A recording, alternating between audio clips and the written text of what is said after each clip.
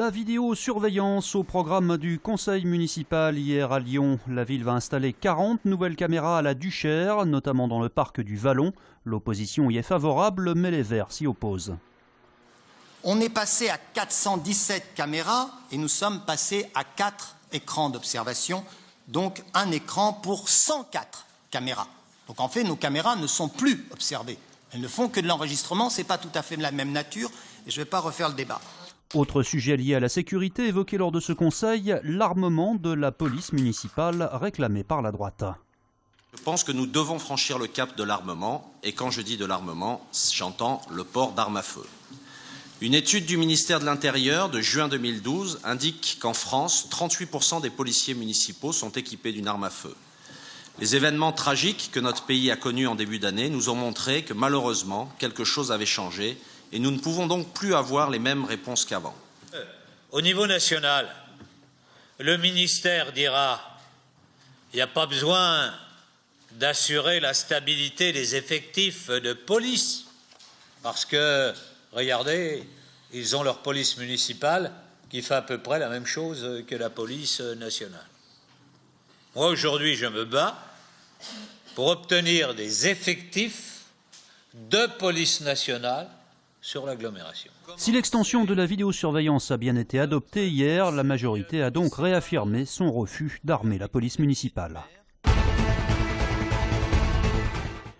4 ans de prison ferme, c'est la peine infligée aujourd'hui en appel à 2 skinheads pour la violente agression d'un jeune couple en 2011 à Villeurbanne. Les victimes qui sortaient d'un concert avaient été rouées de coups avec des battes de baseball. En première instance, les 2 agresseurs avaient écopé de 5 ans ferme. La peine est donc allégée d'1 an en appel. Retraités, maltraités, il y en a assez. Les retraités mobilisés, ils étaient entre 650 et 1 millier à défiler cet après-midi à Lyon. À l'appel des syndicats, à l'exception de la CFDT, ils manifestaient pour protester contre la baisse de leur pouvoir d'achat et la dégradation de leurs conditions de vie. Nous avons de plus en plus de frais aussi médicaux non remboursés qui commencent à poser problème à bon nombre de retraités. On présente les retraités comme des nantis, ce sont des gens qui ont travaillé toute leur vie. On sait que certains vivent en dessous du seuil de pauvreté, donc je trouve qu'il y a là une injustice sociale énorme. Face à cette situation, les syndicats appellent à une augmentation des pensions et surtout à un allègement des charges fiscales, comme la contribution additionnelle de solidarité pour l'autonomie. Il faut savoir que c'était réservé pour la perte d'autonomie. En fait, ces 0,3% ont servi dans un premier temps à combler le déficit du minimum vieillesse. Et cette année, on ne sait pas à quoi ça va servir. Nous demandons à un moment, c'est le retour au pouvoir d'achat, mais c'est-à-dire à la revalorisation des retraites qui sont gelées depuis le début 2012 et 2013. Le cortège s'est dirigé vers la préfecture où une délégation a été reçue. Voilà ce que vous allez pouvoir admirer dans le ciel vendredi matin. Cette éclipse date de 1999. La Lune est venue cacher entièrement le Soleil. Rebelote cette année, mais cette fois-ci, le phénomène ne sera que partiel. Celle-ci, elle ne sera pas totale sur la France. Il faut aller dans l'Atlantique Nord pour qu'elle soit totale. Mais il y aura déjà une bonne partie du Soleil qui sera occultée, puisqu'à Lyon, ce sera 70% du Soleil occulté. On voit un croissant de Soleil. Au lieu d'être un disque comme ça, c'est un croissant, mais pareil que presque comme un croissant de lune. Attention, n'oubliez pas vos lunettes pour voir l'éclipse car cela pourrait vous coûter la vue. Et ne reprenez pas non plus celles de 1999, elles ne sont plus valables. À Lyon, à quelques jours du phénomène, c'est la ruée vers l'or. On vend que ça. Depuis ce matin, on ne vend que des lunettes éclipse. Voilà. Les gens s'y prennent un petit peu tard. C'est vrai, le seul aléa d'une éclipse, c'est la météo.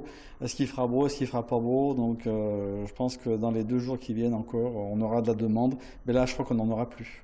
Effectivement, il ne reste plus qu'à croiser les doigts et espérer que le mauvais temps ne vienne pas gâcher le spectacle. Si c'était le cas, il faudra être patient pour voir la suivante, qui aura lieu le 12 août 2026. Lyon revêt son costume vert pour la Saint-Patrick. Comme chaque année, beaucoup de monde est attendu ce soir dans les rues de Lyon pour célébrer la fête nationale irlandaise. Une célébration qui, pour la 2e année consécutive, est encadrée par les professionnels du secteur pour éviter les débordements. L'idée derrière l'encadrement de cette soirée, c'est surtout rendre un petit peu son titre de noblesse à la Saint-Patrick comme étant une fête conviviale, une fête sympathique, et non pas en faire un petit peu la soirée de la suralcoolisation massive de tout le monde. C'est simplement dire, essayons de faire en sorte que la soirée puisse bien se dérouler entre les habitants, les exploitants et les gens qui sont très heureux de boire quelques bières ensemble. 14 bars et pubs lyonnais s'engagent à respecter une série de mesures pour cette soirée. Pas de tireuse à bière à l'extérieur de l'établissement, pas d'alcool sur les terrasses après minuit 30, pas d'happy hours. L'an passé, grâce au respect de ces engagements, aucun riverain ni aucune autorité de police n'avait signalé d'incident.